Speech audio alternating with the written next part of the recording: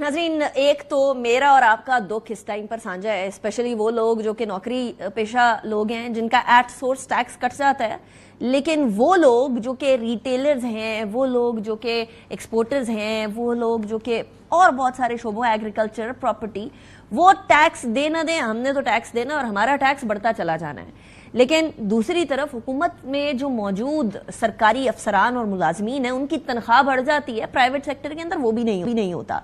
सो इस टाइम पर इन नातवा कंधों के ऊपर, जो सैलरीड क्लास के नातवा कंधे हैं, उसके ऊपर इस कदर बोझ है कि शायद हमसे ये तवक्को की जाए कि पूरा पाकिस्तान चलाना हमने ही है। तो जो बाकी सेक्टर्स हैं उन्होंने क्या करना है, जरा उस हवाले से बात करते हैं। हारून शरीफ साहब हमारे साथ मौजूद हैं। बहुत शुक्रिया हारून साहब, आपने ज्वाइन किया। हारून साहब, पहले तो ये बताइए कि ये नातवा कंधे सैलरीड क्लास के इन कंधों के ऊपर और कितना बोझ डाल सकते हैं, क्योंकि इसी उस तरीके से, जिस तरीके से इस टाइम पर सैलरीड क्लास को निचोड़ा जा रहा है, ये तो मिडिल क्लास और स्क्वीज हो जाएगी। ये जो बफर होता है मिडिल क्लास का, वो खत्म हो जाएगा फिर। जी बहुत शुक्रिया निका, आप बिल्कुल ठीक कह रही हैं। ये एक रिग्रेसिव कदम है जहां आपने, क्योंकि आपकी इनकम डिक्लेयर्ड है और उसके ऊपर आपने टैक्स बढ़ा दिया है और डिक्लेयर्ड इनकम को टैक्स करके अपने आप जो $3.5 ट्रिलियन का एडिशनल टैक्सेशन है उसकी तरफ एडिशन कर रहे हैं। दूसरा, आपने प्लीज करने के लिए अपने कोलिशन पार्टनर्स को, there was no need to increase public sector development program, उसको आपने 400-500 अरब रुपया बढ़ाया और उसको भी रिकवर करने के लिए बोझ आपने इस क्लास पे शिफ्ट कर दिया। तो टैक्सेशन की एक तो पॉलिसी कोई नहीं है, लेकिन एक हमारी पॉलिसी इस वक्त मजीद रिग्रेसिव है। ये कोई प्रोग्रेसिव इंसेंटिव्स क्रिएट करने वाली पॉलिसी नहीं है। एक तबका जो ऑलरेडी इन्फ्लेशन से दबा हुआ है, इकोनॉमी 2% पे ग्रो, 2.38 पे ग्रो की है, उनके पास इकोनॉमिक अपॉर्चुनिटीज श्रिंक हो रही हैं और ऊपर से यूटिलिटीज के एक्सपेंडिचर्स बढ़ रहे हैं, बोरो वो कर नहीं सकते, शरह सूद ज्यादा है। उसके बाद हमने टैक्स का बर्डन डाल दिया है विदाउट सेइंग, या तो कहते कि हमने भी सेक्रीफाइस किया है, आप भी कीजिए, फिर तो बात बनती थी। अभी यह है कि हमने सेक्रीफाइस किया लेकिन हमने सरकारी मुलाजमीन की तनख्वाह बढ़ा दी है और जो पर्क्स हैं कि उनको फ्यूल भी मिलता रहेगा, फिक्स बिजली भी मिलती रहेगी, तो उनको तो वेरिएशन ऑफ दीज आइटम्स का फर्क नहीं पड़ता है। सही। अच्छा, लेकिन हारून साहब, इस टाइम पर अक्सर औकात ये हुआ करता है कि हुकूमत सोचती है कि ठीक है, हम रिटेलर्स के ऊपर अपना जो शिकंजा है उसको टाइट करेंगे। इन द पास्ट मंथ और सो ये काम हुआ, बट रिटेलिएशन आई, हुकूमत बैक ट्रैक कर गई। ये एक सैलरीड क्लास वाला तबका बचता है जो कि रिटेलिएट नहीं करता, तो हुकूमत जो है वो नॉन स्टॉप इनके ऊपर जोर लगाए चली जाती है। क्या लॉन्ग टर्म में ये पॉलिसी बरकरार रह सकेगी? कि पहली बात तो ये पॉलिसी नहीं है, ये एक एडमिनिस्ट्रेटिव एक्शन है। देखिए, पॉलिसी तो टैक्स की ये होती है ना कि आपने टैक्स नेट को ना सिर्फ एक्सपैंड करना है, उसमें आपने रिटेलर को, रियल एस्टेट वाले को, बाकी एग्रीकल्चर इनकम वाले को उसके अंदर लाना है। ये एक पॉलिसी डायरेक्शन है, लेकिन इसमें भी टारगेट होता है कि आपने पहले साल कितना करना है, दूसरे साल, तीसरे साल। इस वक्त तो सारे परवर्स इंसेंटिव्स हैं कि आप डॉक्यूमेंटेशन की तरफ ना जाएं, क्योंकि उनको दिख रहा है कि हुकूमत बुक को बैलेंस करना चाह रही है।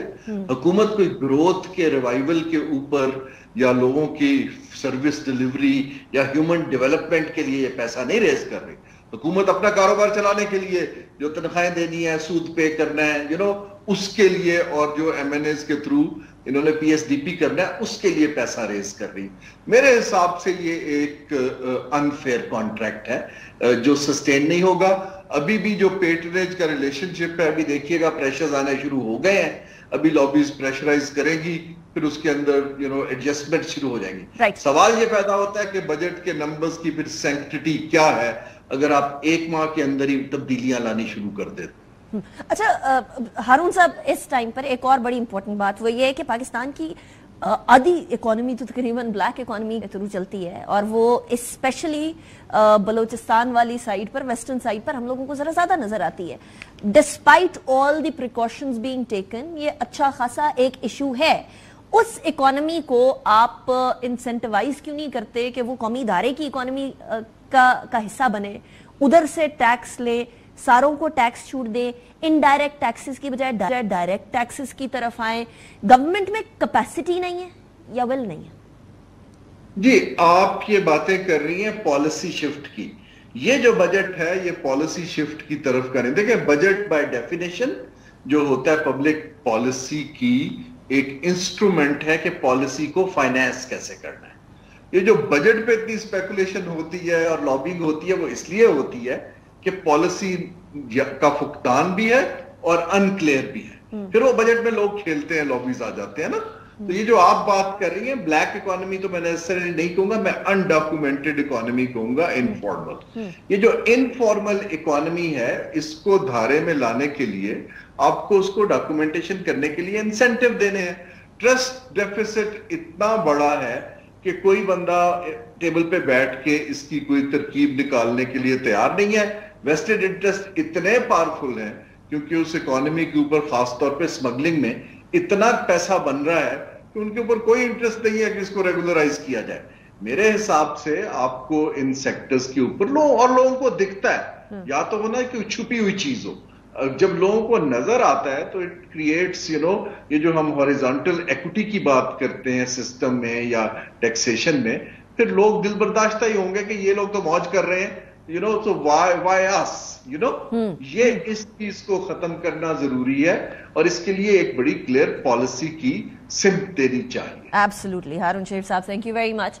एक बात तो तय है कि पाकिस्तान में जब तक नी जर्क रिएक्शन हम देंगे तब तक हम किसी भी तरीके से सोल्यूशन की तरफ नहीं जा सकते। पॉलिसी बननी चाहिए, एडॉक किस्म के डिसीजंस नहीं होने चाहिए, इमरजेंसी बेसिस के ऊपर डिसीजन नहीं होने चाहिए, जो कि इस बजट में भी हमें नजर आ रहा है। There good things and there bad things, but unfortunately जो सैलरीड क्लास के ऊपर बर्डन पड़ा है वो बहुत बुरे तरीके से महसूस किया जाएगा।